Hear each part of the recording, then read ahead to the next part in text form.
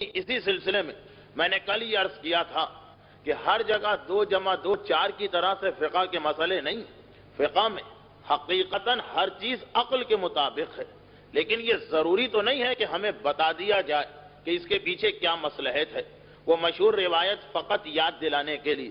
کہ یہ جو میں نے کل مجلس پڑھی تھی کہ فقہ کے سامنے اپنی عقل استعمال نہ کرو، تو اس کا مطلب یہ نہیں ہے کہ فقہ خلاف عقل ہے، بلکہ ہمیں ہر چیز نہیں بتائی گئی، اس لیے ہماری محدود عقل اس کو نہیں سمجھ پاتی۔ ورنہ وہ مشہور روایت کہ جب صادق آل محمد امام جعفر صادق علیہ السلام کا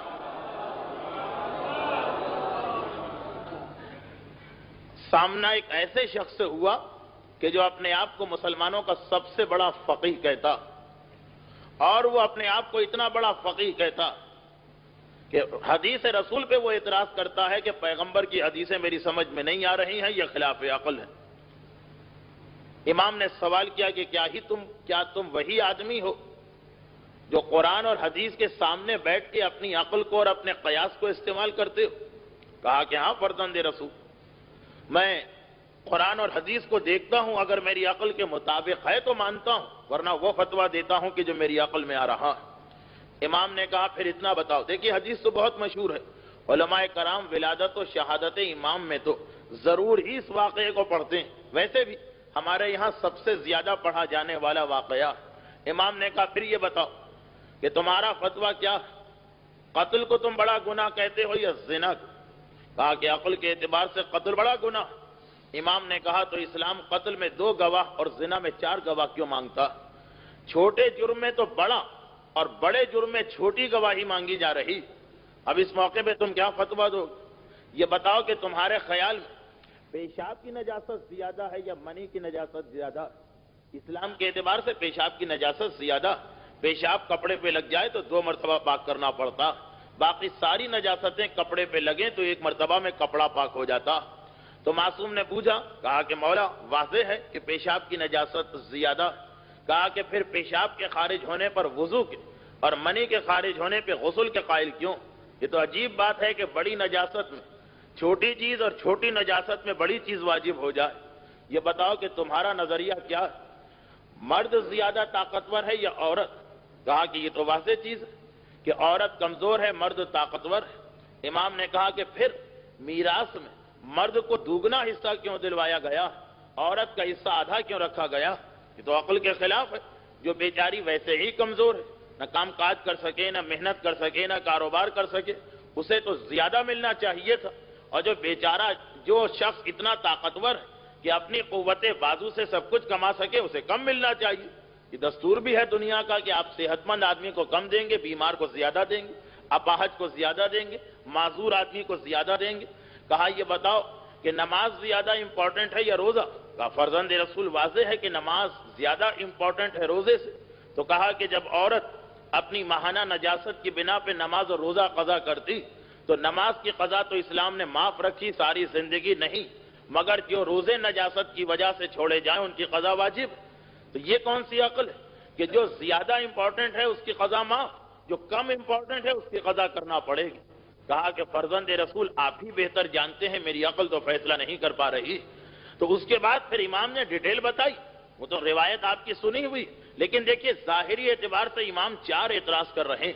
کہ اگر تم اپنی لمیٹڈ عقل کو شریعت کے سامنے لے کے آؤ گے تو یہی خرابی ہوگی۔ ہاں خدا کے ہر عمل کے پیچھے کوئی مصلحت ہے۔ پھر ایک ایک کر کے امام ہر ایک کی تشریح کر رہے ہیں کہ چونکہ قتل میں 1 آدمی انوالو ہے 2 گواہ چاہیے، زنا میں چونکہ جب تک کہ 2 مجرم نہ ہو زنا نہیں بن سکتا، تو ہر ایک کے 2 کے اعتبار سے 4 گواہ چاہیے۔ پھر امام خود تشریح کر رہے ہیں کہ یقیناً مرد زیادہ طاقتور ہے، عورت ویک ہے، لیکن عورت پہ ذمہ داریاں اسلام نے کچھ نہیں رکھی ہیں، نہ اسے بھائی کا خرچہ دینا، نہ اسے بہن کا خرچہ دینا، نہ اسے اولاد کا خرچہ دینا، نہ اسے والدین کا خرچہ دینا، اور شوہر پر پورے معاشرے کی، شوہر پہ اس کے پورے خاندان کی ذمہ داریاں کچھ کنڈیشنز کے ساتھ اسلام نے واجب کر دی۔ زیادہ ذمہ داریاں ہیں تو زیادہ پیسہ بھی دلوایا جا رہا۔ بے شک پیشاب کی نجاست زیادہ، مگر ایک تو یہ ہے کہ پیشاب دن میں اتنی مرتبہ انسان کو فارغ ہونا پڑتا کہ اگر ہر مرتبہ غسل واجب ہو جاتا تو انسان دنیا کا کوئی کام نہیں کر سکتا تھا۔ اور پھر یہ ہے کہ پیشاب کے وقت جس میں انسانی کے صرف چند حصے انوالو ہوتے ہیں اس پروسیس میں، مگر وہ جو منی نکلنے کا پروسیس ہے، ایک تو یہ کہ کم پیش آتا ہے اور پھر یہ کہ پورا جسم اس کے اندر انوالو ہو جاتا، اس لیے پورے جسم کے دھونے کا حکم دیا گیا۔ اور یہی مصلحت امام نے نماز اور روزے کے لیے بتائی کہ نماز کا مسئلہ چونکہ سارا سال کا ہے، عورت کے لیے پریشانی ہو جائے گی، روزے کا مسئلہ سال میں ایک دفعہ کا ہے، زحمت کم ہے اس لیے قضا کو واجب رکھا۔ مگر اس حدیث کے ذریعے امام نے ہم کو بیک وقت دو باتیں بتائیں۔ پہلی بات تو یہ بتائی کہ شریعت کے ہر حکم کے ساتھ کوئی مصلحت ہے، ہمیں بتائی نہیں گئی وہ دوسری بات ہے، اس لیے یہ تو کبھی خیال نہ کریں کہ شریعت نے ایسے ہی کوئی بلائنڈلی ہم کو حکم دے دیا، مگر دوسری طرف یہ بھی ہم کو پتا چلا کہ اپنی لمیٹڈ عقل کی مدد سے ہم یہ نہیں کہہ سکتے کہ فلاں مسئلہ صحیح ہے اور فلاں مسئلہ غلط ہے۔ آپ کی عقل میں آئے یا نہ آئے، آپ کے جذبات اسے قبول کریں یا نہ کریں، فقہ کا مسئلہ ہے تو ماننا پڑے گا۔ جیسے وہ بچوں کے کوئز پروگرام میں پوچھا جانے والا بہت ہی مشہور مسئلہ کہ اگر ایک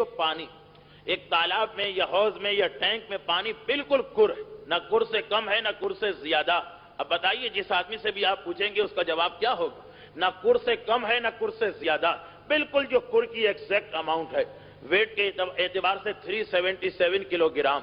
اور میجرمنٹ کے اعتبار سے آیت اللہ خوئی کے فتوے میں 3 بالش لمبائی اور 3 بالش چوڑائی اور 3 بالش گہرائی، اگرچہ یہ تو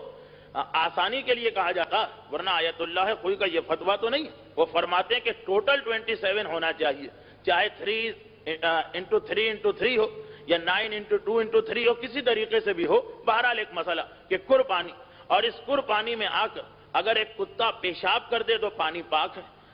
نہانے میں استعمال کیجئے، غسل میں استعمال کیجئے، وضو میں استعمال کیجئے، مسجد کو دھونے میں استعمال کیجئے، اور اگر کتا آ کر فقط ایک گھونٹ پانی کا پی کے چلا جائے تو یہ پانی نجس ہے، اس کو کسی بھی ایسے کام میں استعمال نہیں کر سکتے جس میں طہارت لازم ہے۔ اب اگر بظاہر آپ دیکھیں تو عقل کے اعتبار سے تو بڑا مشکل مسئلہ، کتے کا پیشاب پانی میں آ گیا، پانی اتنا پاک رہا کہ آپ اس سے مسجد بھی دھو سکتے ہیں، آپ اس کو پینے میں استعمال کر سکتے ہیں، آپ اس سے غسل نجاست اور وضو کر سکتے ہیں، اور اگر کتے نے فقط ایک ڈراپ اس میں سے پی لیا تو وہ اتنا نجس ہو گیا کہ کسی کام میں استعمال نہیں ہو رہا۔ بھئی منہ لگا کے ایک قطرہ پی لینا یہ تو چھوٹی نجاست ہے، اور پیشاب کر کے چلا جانا یہ تو بڑی نجاست ہے، ہماری عقل میں نہیں آ رہی، مگر شریعت کا مسئلہ یہی، کیونکہ بہرحال وہ معصوم کی حدیث کہ لا ينجس الماء اذا بلغ کرن، کہ پانی جب کر ہو جاتا تو اس وقت تک نجس نہیں ہوتا جب تک کہ رنگ و بو اور مزہ نجاست کی وجہ سے چینج نہ ہو۔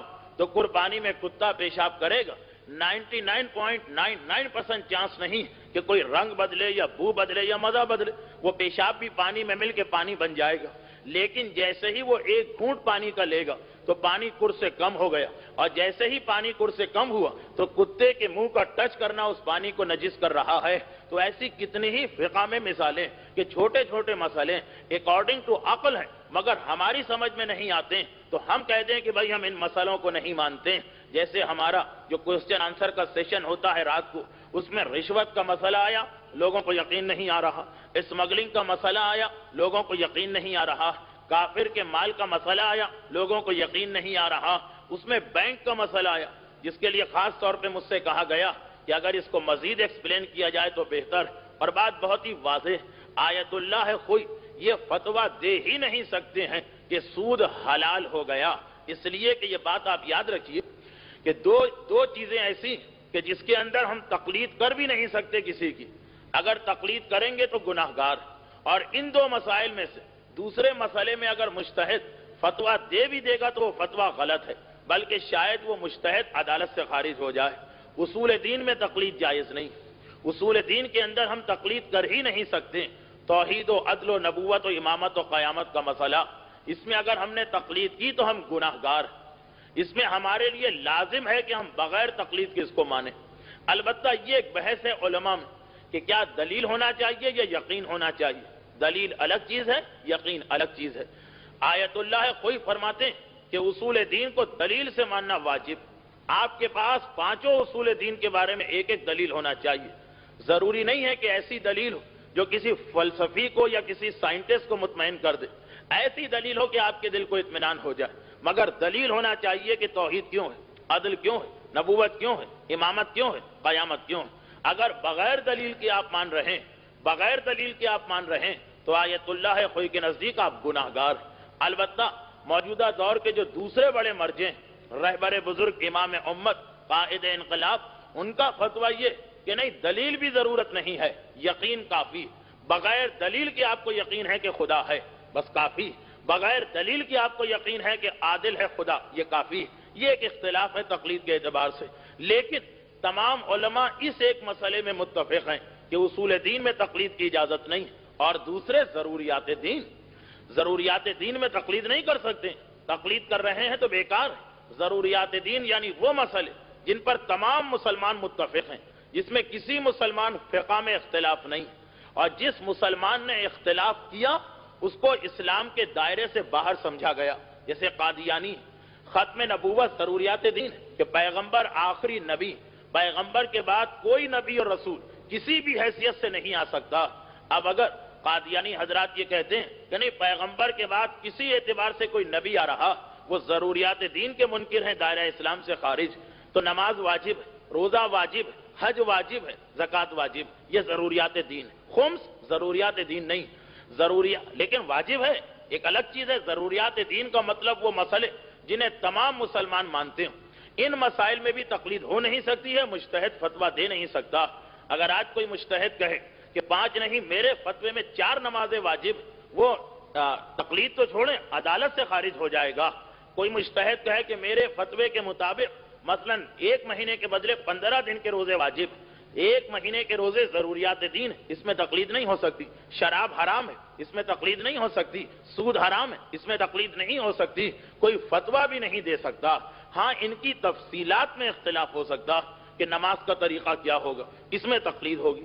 روزے کا طریقہ کیا ہے، اس میں تقلید ہوگی، اسی طرح سود کہتے کسے ہیں، اس میں تقلید ہوگی۔ تو آیت اللہ ہے کوئی معاذ اللہ سود کے حلال ہونے کے قائل ہی نہیں، کسی بھی طرح کا سود ہو وہ حرام ہے، لیکن جو بینکنگ کا مسئلہ، اس میں آیت اللہ ہے کوئی کا ایک فتویٰ ہے، بہت ہی مختصر اسے سنا کہ میں اپنے ٹاپک پہ آ جاتا ہوں، اس لیے کہ بات غلط فہمی پیدا کر رہی۔ ایک اصول ہمارے فقہ کا یاد رکھیں، اس کے بغیر تو کوئی مسئلہ سمجھ میں آ ہی نہیں سکتا،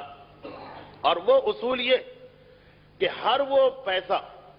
جو حکومت کے پاس ہو اس کا نام ہے مجہول المالک۔ جو بیت المال میں حکومت کے خزانے میں پیسہ جمع اس کو کہتے ہیں مجہول المالک۔ مجہول یعنی ان نون، مالک کے معنی مالک، ایسا پیسہ جس کا مالک معلوم نہیں۔ اب پاکستان کے 10 کروڑ آدمیوں کا پیسہ حکومت کے خزانے میں جمع ہوتا، مگر گورنمنٹ اس میں سے اگر ہم کو کچھ دیتی، ہمیں کیا پتا کہ یہ کس آدمی سے گورنمنٹ نے لیا تھا جو ہم کو دیا جا رہا۔ اتنا پتا ہے کہ 10 کروڑ یا 5 کروڑ کی آبادی میں کسی نہ کسی آدمی کا پیسہ ہے جو ہم کو مل رہا، لیکن وہ کون پارٹیکولر آدمی ہے جس کا پیسہ ہمیں مل رہا ہے یہ ہمیں نہیں پتا۔ تو ہر ایسا مال جو حکومت کے خزانے میں آ جائے یا اور اس کو شارٹ کرے، ہر وہ پیسہ کہ جس کے مالک کا پتہ نہ ہو، اس کا مالک امام ہوتا ہے، غیبت کبریٰ میں اس کا مالک نائب امام یعنی مجتہد ہے۔ اب آیت اللہ کوئی کا فتویٰ یہ ہے کہ جتنے بینک گورنمنٹ کے ہیں، تو چونکہ گورنمنٹ کا ہر پیسہ مجہول المالک ہے، یہ جو بینک کے پاس پیسہ ہے گورنمنٹ بینک کے پاس، یہ بھی مجہول المالک ہے۔ مجہول المالک کا مالک میں ہوں، آیت اللہ کوئی فرماتے ہیں میں ہوں، ہر مجتہد ہے۔ اب میں اپنے مقلد کو اجازت دیتا ہوں کہ اس میں سے جو کچھ تمہیں ملے، سود کی نیت نہیں کرو، میں مالک ہوں، میں کہتا ہوں کہ میرا پیسہ تم لے جاؤ بغیر کسی سود کی نیت کیے ہوئے، جس کی میں اکثر مثال دیتا ہوں کہ اگر میں نے آپ کے مکان پہ قبضہ کر لیا اور میں آپ سے ایک کنڈیشن رکھتا ہوں کہ دیکھو یہ شرط ہے اس مکان میں آنے کی، مگر اصلی مالک آپ سے کہہ دے کہ چھوڑو اس کی کنڈیشن کو، جو یہ کہتا رہے اس کو بکنے دو، میں اجازت دیتا ہوں تم جا کے میرے گھر میں نماز پڑھ سکتے ہو، تو آپ آئے، آپ نے مجھ سے کہا کہ ہر بات قبول ہے، ہر بات قبول ہے، ہر بات قبول ہے، بس مجھے اس مکان کی چابی دے دیجیے، مگر مکان آپ کو ملنے کے بعد آپ کو ان کنڈیشنز کا ماننا ضروری نہیں، اس لیے کہ جو آدمی کنڈیشن رکھ رہا ہے یعنی میں تو اس مکان کا مالک ہی نہیں ہوں، میں نے تو قبضہ کیا ہوا ہے، اصلی مالک آپ کو کہہ رہا ہے کہ تمہارے لیے حلال ہے استعمال کرو۔ تو آیت اللہ کوئی فرماتے ہیں میں ہوں بینک کے پیسے کا مالک، گورنمنٹ بینک کے، میں تمہیں اجازت دیتا ہوں، کاغذ پہ کچھ بھی لکھو وہ کچھ بھی کہے، میں کہتا ہوں کہ میرا پیسہ لے جاؤ بغیر کسی شرط کے۔ البتہ ایک شرط ہے کہ جو میرا مال ملے گا آدھا اس میں سے غریبوں کو دینا پڑے گا، یا اگر آدھا نہیں دینا چاہتے تو میرے وکیل کے پاس جا کے اس سے کمپرومائز کرو، وہ چاہے تو پورا معاف کر دے تم پر۔ یہ آیت اللہ کوئی کا نظریہ اور تمام شیعہ علماء کا نظریہ ہے کہ گورنمنٹ کا پیسہ مجہول المالک ہے۔ اب ایک مجتہد کہتا ہے کہ میں اجازت دیتا ہوں، دوسرا کہتا ہے میں نہیں دیتا ہوں۔ ہم جس کے مقلد ہیں اس کی اگر وہ اجازت دے دے تو ہمیں حق ہے وہ پیسہ لینے کا۔ یہ مسئلہ ہے آیت اللہ خوئی کا کہ گورنمنٹ کے بینک میں پیسہ رکھوائیے، اور چونکہ آیت اللہ کی اجازت ہے ان کا مال سمجھ کے اس کو لیجئے جو آپ کو انٹرسٹ کے نام سے ملے گا، اور وہ آپ کے لیے حلال ہے، آدھا اس میں غریبوں کو دے دے، ورنہ ان کے وکیل سے کمپرومائز کر لے۔ اور اگر بینک کافر کا بینک ہے تو بات اور بھی آسان کہ کافر کا مال اگر کافر اپنی خوشی سے آپ کو دے رہا، چاہے وہ اس کو کوئی بھی نام دے، آپ یہ کہیے کہ مال کافر مجھے مل رہا، آپ کے دل میں نیت یہ نہ ہو کہ وہ انٹرسٹ کہہ رہا ہے تو میں بھی انٹرسٹ لے رہا ہوں، نہیں، مجھے تو کافر کا مال مل رہا، وہ کوئی بھی اس کو نام دے دے، وہ کوئی بھی لیبل لگا دے، آپ کے لیے وہ لینا بالکل جائز ہے۔ تو آیت اللہ کوئی کافر کے بینک کے بارے میں یہ کہتے ہیں۔ اور اب بچا مسلمان کا بینک، اس کے بارے میں آیت اللہ کوئی فرماتے ہیں کہ اگر وہ یہ کہے کہ میں انٹرسٹ دوں گا، آپ کی طرف سے شرط نہیں، آپ کی شرط نہیں، آپ نہیں کہہ رہے کہ مجھے انٹرسٹ چاہیے، وہ خود ہی کہہ رہا ہے کہ میں دوں گا، تو چونکہ جب تک کہ دونوں کی طرف سے شرط نہ ہو انٹرسٹ بنتا نہیں۔ جیسے ایک مثال ہے، میں مجبور ہوں، مجھے قرضہ چاہیے، میرے محترم بزرگ کو بھی قرضہ چاہیے، وہ دونوں آپ کے پاس آئے۔ اچھا، اب آپ کو معلوم ہے کہ یہ دونوں آدمی مجھ سے پیسہ مانگ رہے ہیں، لیکن میں ایک آدمی کی مدد کر سکتا ہوں، مجھے بھی 1000 درہم چاہیے، میرے محترم بزرگ کو بھی 1000 درہم چاہیے، آپ کے پاس کل 1000 درہم، یا آپ مجھے دیں گے یا آپ ان کو دیں گے۔ اسلام کا ایک مسئلہ تو آپ کو یاد ہوگا کہ اگر کوئی آدمی قرضہ لے، قرضہ لینے والا، اس کے لیے مستحب ہے کہ جب واپس کرے تو کچھ بڑھا کے واپس کرے۔ دینے والا کنڈیشن لگا دے تو حرام، لینے والا خود سے کہے کہ میں واپس کروں گا بڑھا کے، تو یہ نہ صرف یہ کہ جائز بلکہ مستحب ہو جاتا ہے، ثواب ہے اس کا، یہ مستحب عمل ہے کہ واپسی میں کچھ بڑھا کے دینا۔